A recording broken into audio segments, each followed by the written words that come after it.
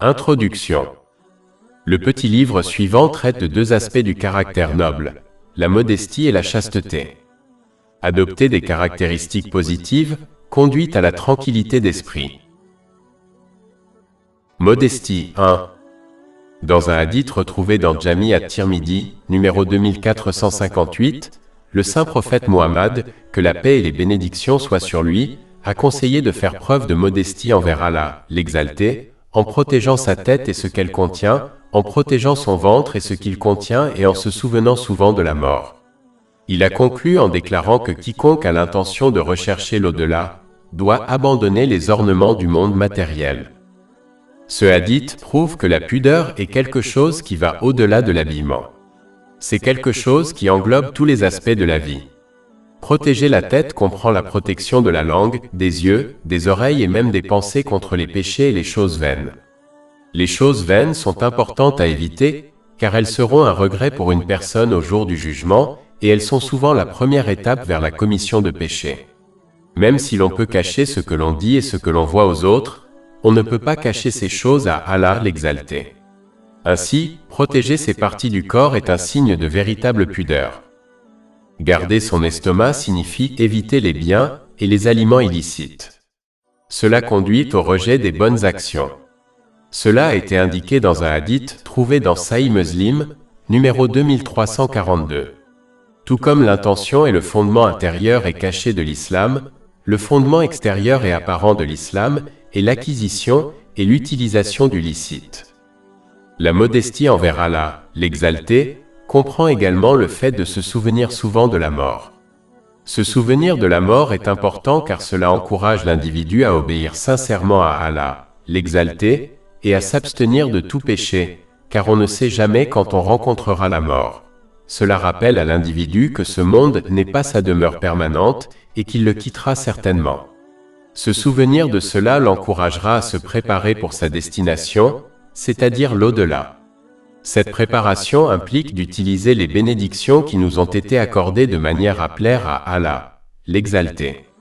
D'un autre côté, celui qui évite de se souvenir de la mort négligera de se préparer à son inévitable voyage vers l'au-delà, et par conséquent, concentrera tous ses efforts et utilisera ses bénédictions et ses ressources pour profiter et embellir ce monde. Cette attitude empêchera l'individu de se souvenir d'Allah, l'exalté, et de lui obéir sincèrement, ce qui, à son tour, mènera à des problèmes dans les deux mondes. Chapitre 21, verset 124. Et quiconque se détourne de mon rappel, certes, aura une vie pénible. Et au jour de la résurrection, nous le rassemblerons aveugle. Enfin, la modestie envers Allah, l'exalté, consiste à donner la priorité à l'au-delà plutôt qu'aux excès de ce monde matériel. Il est important de noter que cela implique de prendre du monde matériel afin de satisfaire ses besoins et ceux de ses dépendants sans gaspillage, excès ou extravagance, car ceux-ci sont détestés par Allah, l'exalté. Chapitre 7 Al-Araf, verset 31. Mangez et buvez, mais sans excès. Car il n'aime pas ceux qui commettent des excès. Donner la priorité à l'au-delà implique également d'utiliser les bénédictions qui nous ont été accordées de manière à plaire à Allah, l'exalté, au lieu de les utiliser pour satisfaire nos désirs. Celui qui se comporte de cette manière trouvera la paix et le succès dans ce monde et dans l'au-delà. Ce succès et cette paix ne s'obtiennent donc qu'en donnant la priorité à l'au-delà, plutôt qu'en profitant des aspects inutiles de ce monde matériel. Chapitre 16 en Al, verset 97. Quiconque, homme ou femme, fait une bonne œuvre tout en étant croyant, nous lui ferons vivre une bonne vie, et nous lui donnerons certes une récompense correspondant au meilleur de ses œuvres. Modestie 2. Celui qui se rappelle toujours qu'Allah l'exalté, l'observe, adoptera la honte et la modestie envers lui. Se souvenir des innombrables bienfaits d'Allah, l'exalté, tout en restant ingrat, l'encouragera également à devenir modeste envers Allah, l'exalté. Enfin, se rappeler qu'un jour viendra où Allah, l'exalté, l'interrogera sur chaque petite chose de sa vie, l'incitera également à adopter la honte d'Allah, l'exalté. Ce qui renforce la honte d'Allah, l'exalté, c'est la crainte d'Allah, l'exalté, chaque fois qu'un mauvais désir pénètre dans le cœur de l'homme. En effet, le cœur croit qu'Allah, l'exalté, est pleinement conscient de ce désir. Si cette attitude s'installe chez l'homme, sa honte d'Allah l'exalté deviendra plus forte. De plus, la crainte qu'Allah l'exalté se détourne de lui en raison de ses désirs et de ses actions renforce également sa honte d'Allah l'exalté. Mais cette pudeur et cette honte peuvent s'affaiblir et dans certains cas disparaître si l'on cesse de s'examiner soi-même de la manière décrite et en cessant d'obéir sincèrement à Allah l'exalté dans ses commandements et ses interdictions. Chasteté 1. Dans un long hadith trouvé dans Sahih Bukhari, numéro 6806, le saint prophète Muhammad, paix et bénédiction d'Allah sur lui, a mentionné 7 groupes de personnes qui bénéficieront de l'ombre d'Allah, l'exalté, le jour du jugement.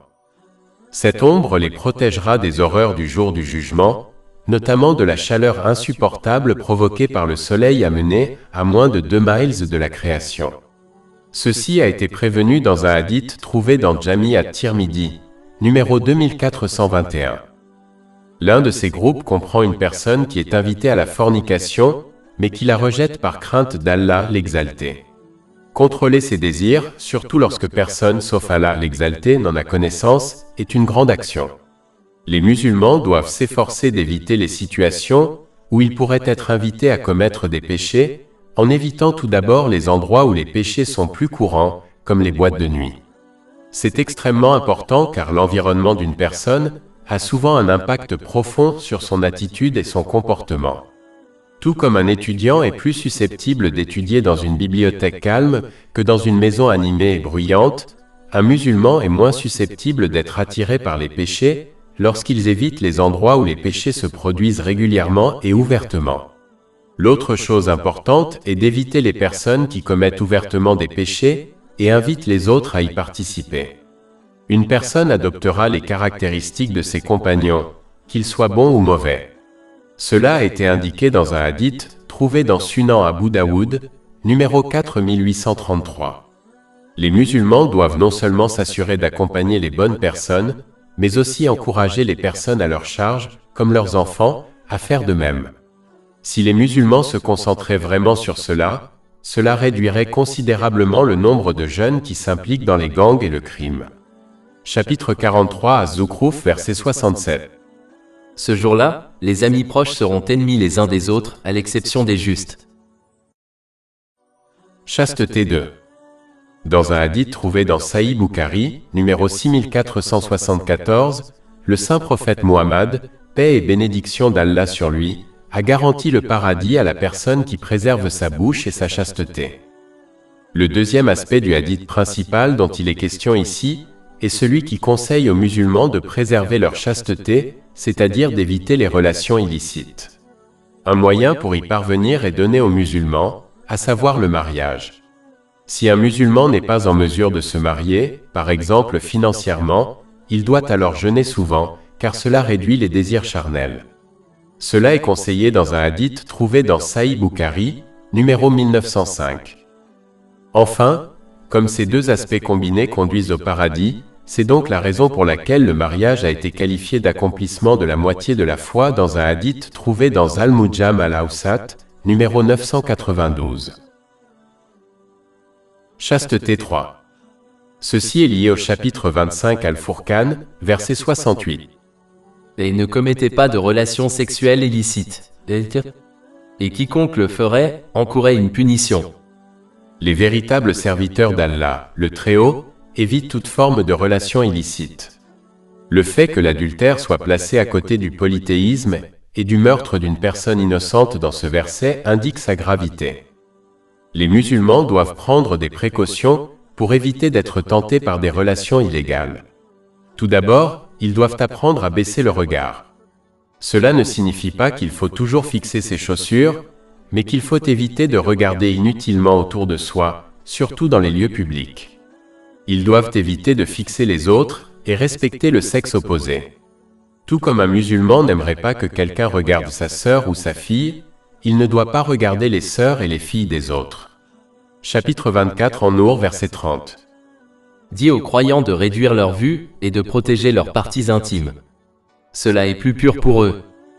Dans la mesure du possible, un musulman doit éviter de passer du temps seul avec une personne du sexe opposé, à moins qu'ils ne soient liés par un lien de parenté qui interdit le mariage.